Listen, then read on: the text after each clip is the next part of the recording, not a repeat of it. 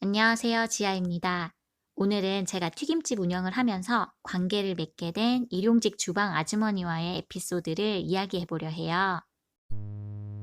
장사를 시작하고 1년 차 때는 튀김집에 일손이 많이 부족했어요. 장사에 익숙해지기 전이기도 했고, 매출도 제일 잘 나왔던 시기였기 때문에 여러모로 일손이 부족하고 늘 바빴어요. 그래서 일손이 부족할 때는 직원, 알바 외에 용역업체를 통해서 일용직 아주머니를 불렀어요. 용역업체랑 계약을 할 때 1년 계약으로 20만 원의 비용을 지불했고, 오시는 아주머니께는 평일에 시간당 9천 원, 주말에 시간당 10,000원의 임금을 지불했어요.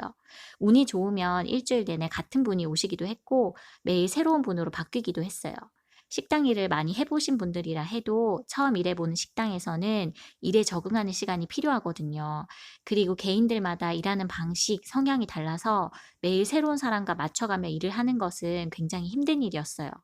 그래도 원하는 날짜에 일손을 보충할 수 있다는 장점이 있었기 때문에 불편함을 감수하면서 계속 서비스를 이용했고요. 매일같이 새로운 분이 일을 하러 오셨기 때문에 굉장히 다양한 분들을 배웠어요. 어떤 날은 여든이 다 되신 할머니께서 오셨는데 서 있는 것조차 힘겨워 하셨어요. 그런 날은 일을 도와주시는 분이 있어도 더 힘들고 지칠 수밖에 없어요. 나이 드신 분이라 마음이 쓰이기도 하고 일을 해달라고 말씀드리기도 죄송한 느낌이 들었거든요. 용역업체에 말씀도 드려봤지만 그런 부분은 잘 바뀌지가 않더라고요.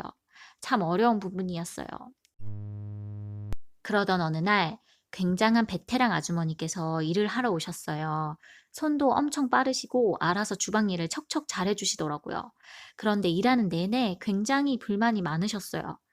제가 일하는 방식, 손님을 대하는 태도까지 잘못하고 있다, 고쳐야 한다, 계속 지적을 하셨어요. 너무 강하고 불만이 가득한 어조로 말씀을 하셔서 처음엔 좀 황당하기도 하고 기분이 나쁘더라고요. 하지만 한편으론 경험이 많으신 분의 이야기를 잘 들어두면 도움이 되겠다 생각도 했어요. 그날 함께 일하던 직원분은 먼저 퇴근하셨고, 저는 장사를 마치고 마감 청소를 시작했어요. 가게에는 일용직 아주머니와 저 둘만 남아 있었죠. 근데 주방 설거지만 딱 하시고선 주방 청소는 도와주지 않으시더라고요. 아직 약속한 시간은 30분이 남았는데 제가 청소하는 걸 쳐다보고만 있으셨어요. 그분은 주방 청소는 자기 일이 아니라 생각하셨던 것 같아요. 저도 하루 종일 그분의 포스에 눌려 있었던 터라 도와달라는 말도 못하고 그냥 혼자 했어요. 어차피 오늘 하루만 일하시는 거니까 굳이 도와달라 하는 것보다 그냥 혼자 하는 게 낫겠다 싶기도 했고요. 근데 청소하는 저를 물끄러미 쳐다보시더니 "왜 이런 일을 해? 이런 건 남자들이 하는 일이야. 왜 이렇게 고생스럽게 살아? 젊은 세대기." 퉁명스러운 어조로 툭툭 말씀을 하시더라고요. 저는 그냥 제가 이 일을 선택했고 힘들긴 하지만 제가 못할 일이 아니라고 생각한다고 말씀을 드렸어요. 근데 기분이 이상하게 우울해지고 처지더라고요. 대충 흘려듣고 일단 청소를 마무리했어요. 그냥 우리 가게 일이 힘드셨나 보다. 그래, 오늘 손님도 많았고 일을 많이 하셔서 짜증이 나셨나 보네. 그렇게 생각하기로 했어요. 어차피 앞으로는 우리 가게에서 콜이 들어와도 피하실 것 같았고 마주치지 않을 사람에게 너무 감정 쓰지 말자 마음을 먹은 거죠. 근데 그 이후로 일용직 아주머니를 콜하면 항상 그 아주머니가 오시는 거예요. 일주일이 지나고 2주일이 지나도 계속 오셨어요. 불만이 많고 튀김집 일이 힘들다고 말씀하시던 분이라 절대 다시 안 오실 줄 알았거든요. 근데 계속 오셔서 굉장히 놀랐어요. 여전히 불평을 많이 하셨지만 또 여전히 일도 굉장히 잘하셨어요. 그렇게 한두 달 시간이 흘렀나 봐요. 식사도 같이 하고 한가할 땐 이야기도 나누게 되면서 조금씩 관계가 편해지기 시작했어요. 채소 손질하는 방법이나 주방 일을 가르쳐 주시면 저도 감사히 듣고 배웠고요. 오랜 시간 함께 일하면서 트러블도 꽤 생겼어요. 아주머니와 손님이 시비가 생기는 일도 있었고, 일하기 힘드신 날은 손님이 오시면 대놓고 싫은 티도 내셨어요. 저는 그럴 때마다 좀 충격을 먹기도 했지만, 순간순간 해결하면서 관계를 유지했어요. 새로운 관계를 계속 맞닥뜨리면서 하루하루 장사를 하는 것보다는 성격이 좀 불같아도 우리 가게 일을 잘 알고 일이 능숙한 분이 저에게는 더 필요했거든요. 그렇게 오랜 시간 같이 일하다 보니 개인적인 이야기들도 많이 나누게 되었어요.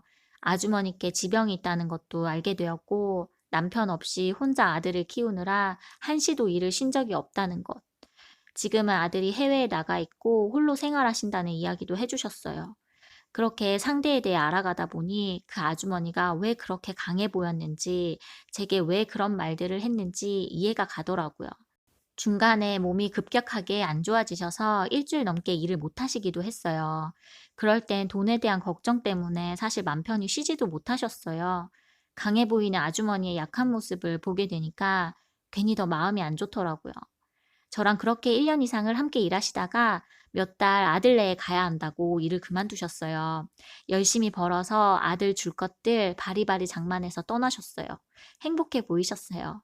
그 아주머니랑 함께 일하면서 저도 식당 일을 좀 더 효율적으로 할 수 있는 방법들을 배운 듯해요. 그 이후로는 일용직 아주머니도 부르지 않고 혼자 주방 일을 커버하면서 장사를 했거든요. 그 아주머니 덕에 제가 식당 일에 도가 터버린 거죠. 제게 많은 가르침을 줬던 인연이었어요.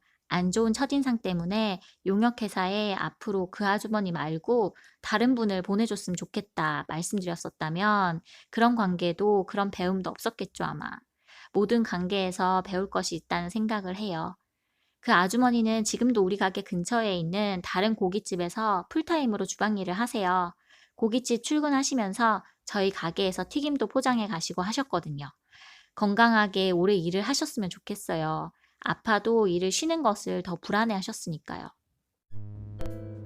작은 식당을 운영하면서는 함께 일하는 사람의 수가 적어지니까 관계에 대한 스트레스는 별로 없겠다 막연하게 생각했었어요. 근데 저는 오히려 직장 생활보다 자영업을 하면서 관계에 대한 스트레스를 더 많이 받았어요. 좁은 공간에서 오랜 시간 일을 해야 하고 함께 일하는 사람이 자주 바뀌기도 했으니까요. 당시엔 정말 힘들게 느껴졌지만 지금은 인생의 배움으로 남아있네요. 폐업한 자의 여유인가 봅니다. 오늘의 이야기는 여기까지입니다. 다음에 또 봬요. 감사합니다.